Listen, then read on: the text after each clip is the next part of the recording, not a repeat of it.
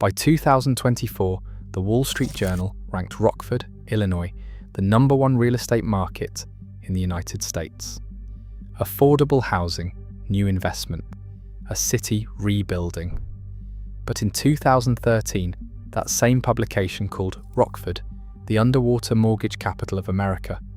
That same year, Forbes ranked it the 3rd most miserable city in the country. Rockford was once the tool manufacturing capital of the United States. This is how it rose and how it fell. The founding. In 1834, 3 men arrived on the west bank of the Rock River in northern Illinois. Germanicus Kent was the first. Thatcher Blake came with him. Lewis Lemon, Blake's slave, came as well. Together, they staked a claim and began building. On the opposite bank of the river, a man named Daniel Shaw Haight founded a second settlement independently. The Rock River sits roughly equidistant between Lake Michigan and the Mississippi River. Because of that central location, the settlers called the combined community Midway. In 1837, the name changed. A rocky ford crossing the Rock River gave the town its permanent identity. The settlement became Rockford. That same year, Daniel Shaw Haight was appointed its first postmaster. On January 3rd, 1852, Rockford was officially chartered as a city. The railroad changes everything. That same year, 1852, the Galena and Chicago Union Railroad extended its line to Rockford, connecting the city directly to Chicago. The railroad was supposed to keep going west. The Rock River stopped it. The bridge failed. The line ended at Rockford, and passengers could go no further. Sweden at that same moment was in crisis. Food was scarce. People were starving. Hundreds of thousands left for America. Many bought tickets to Chicago with no plan beyond arrival. When the train stopped at Rockford, a large number of Swedish immigrants had no choice but to stay. They stayed, and they built.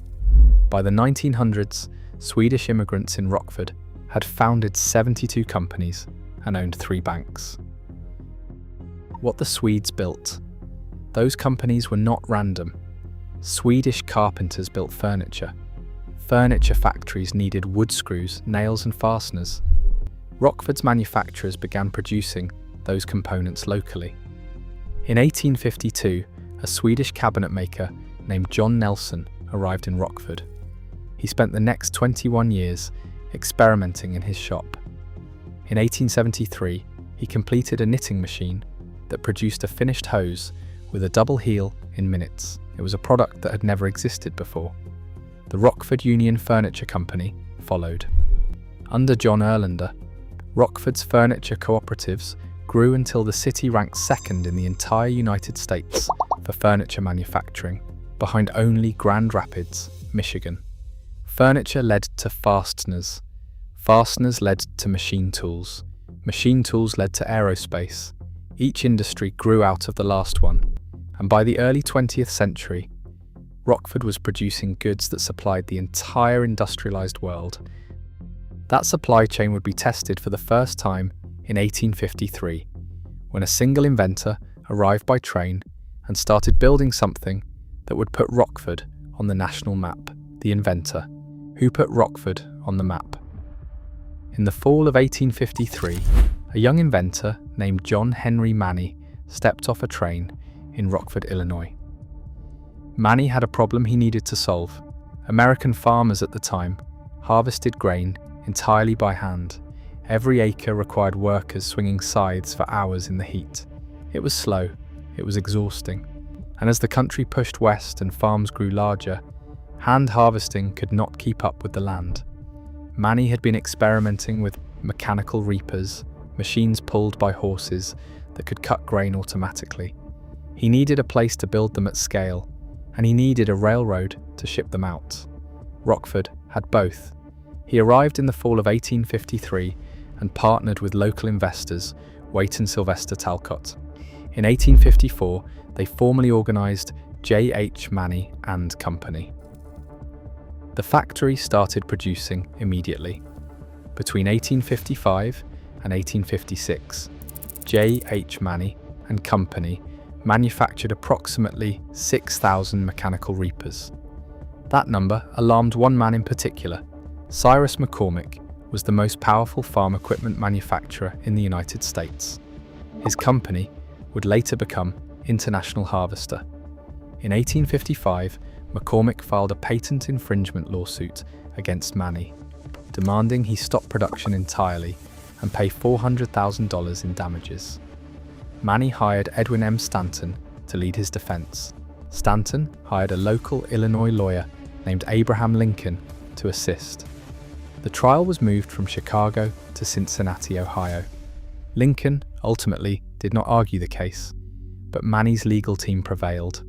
McCormick lost, he appealed, he lost again. Rockford's factory kept running. That legal victory was more than a courtroom result, it was a signal. Rockford could build things at scale, defend that production, and compete with the largest industrial players in the country. The city took that signal seriously. Skilled workers, skilled owners. Rockford's manufacturing identity was shaped not just by what it produced, but by who was doing the producing. In most American factory cities of the 19th century, workers operated machines they had no stake in. They clocked in, ran the equipment, and clocked out. The factory belonged to someone else. Rockford was different. The Swedish immigrants who built the furniture cooperatives in the 1870s and 1880s were craftsmen first. They understood joinery, wood grain, and precision. They were not interchangeable labourers. They were skilled tradespeople who in many cases owned a share of the operation they worked in. The Rockford Union Furniture Company was organised as a cooperative of 25 members in 1876. Each member had a financial stake. Each member had a reason to care about quality. That ownership culture produced something rare, a workforce that treated precision as a personal standard, not just a job requirement. Those workers trained the next generation the same way. When Rockford shifted from furniture to machine tools and fasteners, that culture moved with it. The result was a city where skilled labour and industrial production reinforced each other for decades. The screw capital of the world. By the early 20th century, Rockford was producing more than furniture. The same factories that needed wood screws and fasteners to assemble furniture had spent decades refining the machines that made those fasteners. By the 1940s, Rockford's manufacturers were producing fasteners at a scale that supplied global industry. World War II accelerated everything. Every warship, aircraft, tank, and military vehicle built during World War II required thousands of precision fasteners. Bolts, screws, and metal fittings held the machines of war together. The United States needed those parts in enormous quantities, and it needed them fast. Rockford's factories were already tooled, staffed, and running. They received wartime contracts and scaled up production immediately. The city's output during the 1940s earned it a title that would follow it for generations: the screw capital of the world. The war ended in 1945. The demand did not. After Japan's surrender, American soldiers came home and started families. The country entered a housing boom unlike anything it had seen before. New homes required lumber, which required fasteners. New appliances required metal parts. New cars required precision components. Every single sector of post-war American consumption fed demand for exactly what Rockford made. By the 1950s, nearly 40% of Rockford's entire workforce worked in manufacturing. Local companies were producing billions of fasteners and shipping them to manufacturers across the globe. Rockford's job peak would eventually reach 165,700 total workers employed in the year 2000. The foundation for that number was laid in these post-war decades. The companies that built the city. 3 companies defined what Rockford was capable of at its peak. The first was Ingersoll Machine Tools. Ingersoll was founded in 1891 by Winthrop Ingersoll. He relocated his operation, then called W.R. Einen & Company, from Cleveland, Ohio to Rockford. The company focused on milling machinery large industrial machines used to cut and shape metal with precision. By 1917, Ingersoll had secured contracts with General Electric and employed a workforce of 600 people, all of them engaged in wartime production. The company kept growing. From the 1960s through the 1980s, Ingersoll employed around 2,000 people at its Rockford plant alone. It developed computer numerical control, CNC, which allowed machines to cut metal automatically using programmed instructions. That was not a small advancement. CNC technology changed how manufacturing worked across every industry that used metal parts. The second company was Greenlee.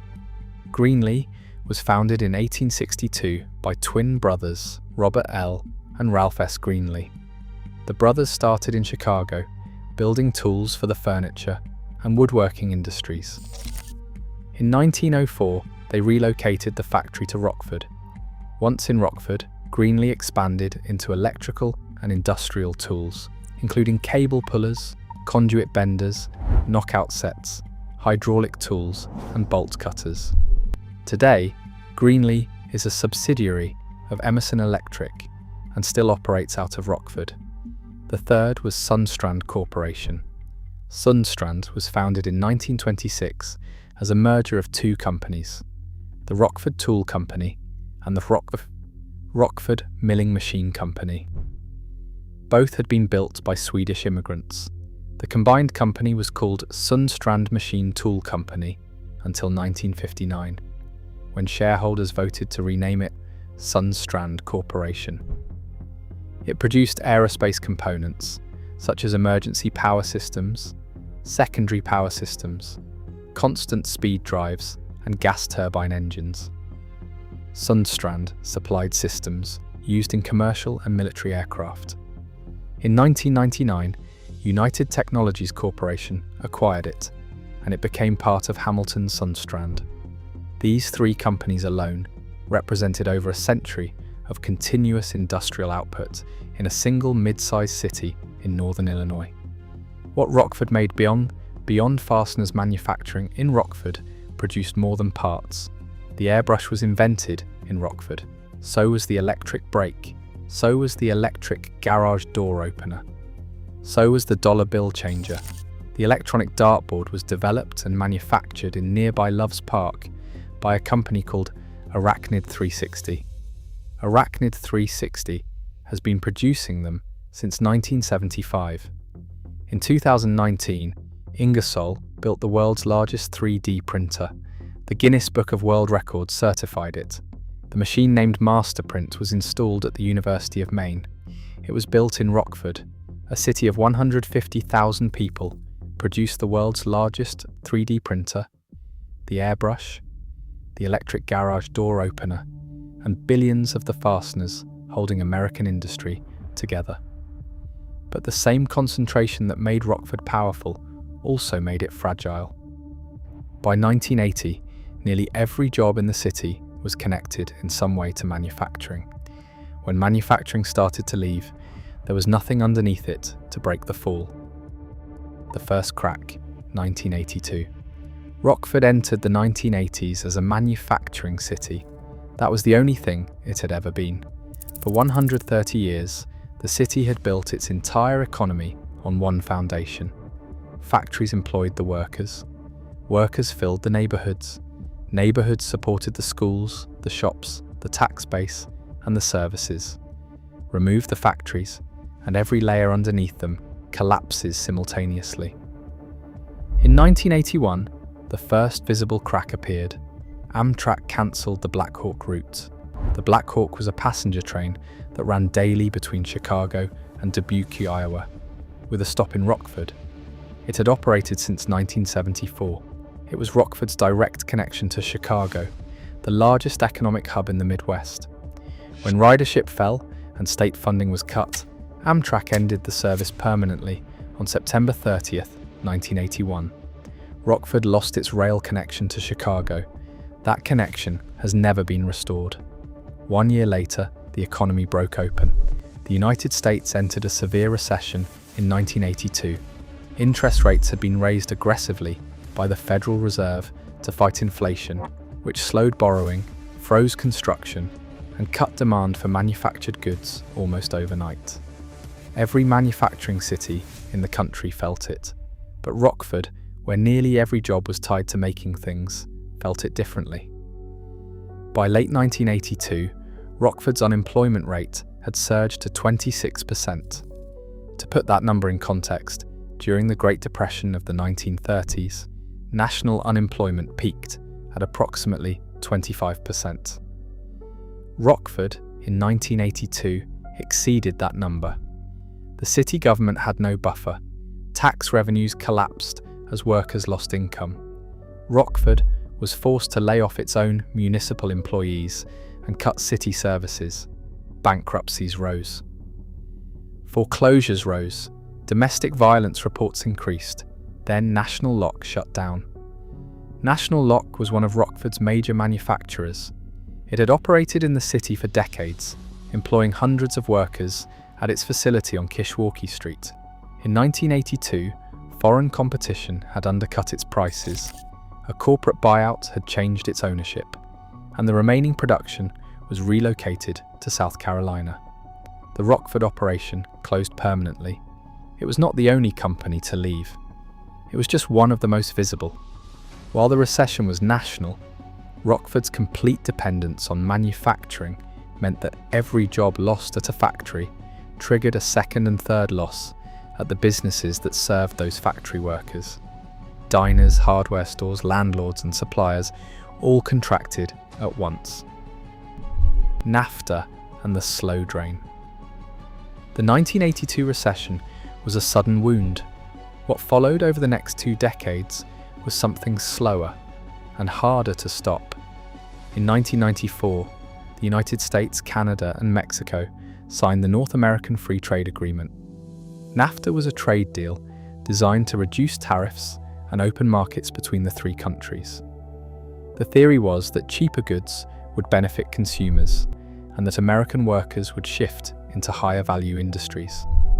In Rockford, that theory did not hold. Manufacturing in Illinois fell sharply. Between 1994 and 2018, Illinois lost 271,837 manufacturing jobs, a decline of 31.9% of the state's total manufacturing workforce, according to the Bureau of Labor Statistics. The share of private sector jobs in Illinois that were manufacturing jobs dropped from 19.6% to 11.4% over that same period. Rockford was at the center of those losses. Fastener production, the core of Rockford's identity since the 1940s, never recovered to its mid-century scale.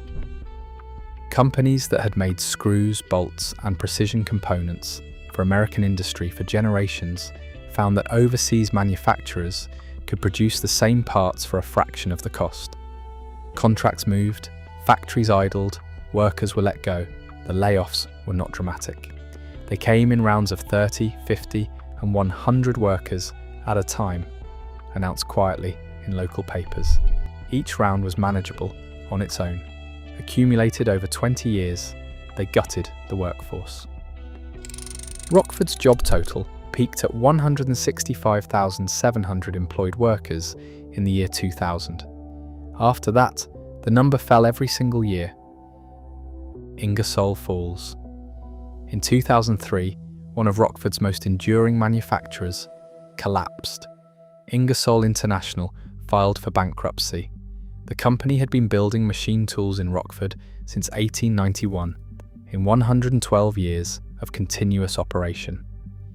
At its peak, it had employed 2,000 workers at its Rockford plant alone. It had supplied General Electric. It had developed CNC manufacturing technology. It had built the kind of precision machinery that other factories depended on. None of that history protected it.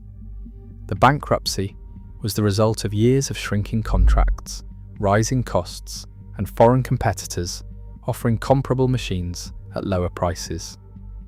Ingersoll closed its United States factory doors and filed for Chapter 11 protection in April 2003. The company was purchased by the Komatsu Group, an Italian industrial conglomerate. Ingersoll continued operating under new ownership, in a smaller form, still in Rockford. But the 2,000-person workforce was gone. The Rockford that had built it was gone too. 2008, the floor gives out. By 2008, Rockford had already been contracting for more than 2 decades. Manufacturing employment was down, population was drifting, the city was managing a slow decline rather than a crisis. Then the financial crisis hit. In 2008, a collapse in the US housing market triggered a global financial crash. Banks failed, credit froze, businesses that depended on loans to operate could not get them. Consumer spending dropped sharply. Demand for manufactured goods, already reduced, fell further. For Rockford, it was the second blow to a city that had never recovered from the first.